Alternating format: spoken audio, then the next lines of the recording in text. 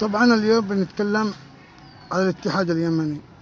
سمعنا على المقاطعات وسمعنا على فوضى وسمعنا كل يوم نسمع على شيء جديد، والاتحاد لحد الآن ساكت. سمعنا اليوم على أندية صنعاء بيقاطعوا الانتخابات، ومن قبل سمعنا على أندية تعز، ومن قبل سمعنا على أندية عدن، ما باقي إلا أندية حضرموت والأندية الأخرى.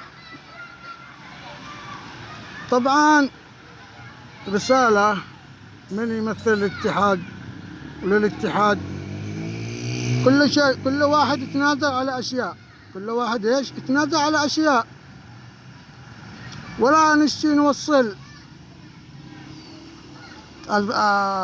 الكرة اليمنية إلى المحاكم الدولية وغيرها. لو في معانا مشاكل نحلها بعض. مثلا العيسي واللي أتباعه مش ضروري يتمسكوا بالسلطة، يعطي لغيرك، مش مشكلة، يعطي لغيرك، يعملوا انتخابات وهذا وسديته وخلاص انتهى الموضوع، والفائز منهم فائز. أما هذا يقاطع وهذا يعمل كذا وآخرته خلاص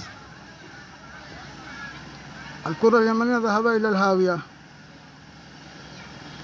يعني والله لو رجعت الكرة اليمنية وعاد الدوري وهذا، إن الدنيا بتطلع بخير، وكثير من العشاق الرياضيين والجماهير ينتظرون عودة الكرة اليمنية إلى الساحات.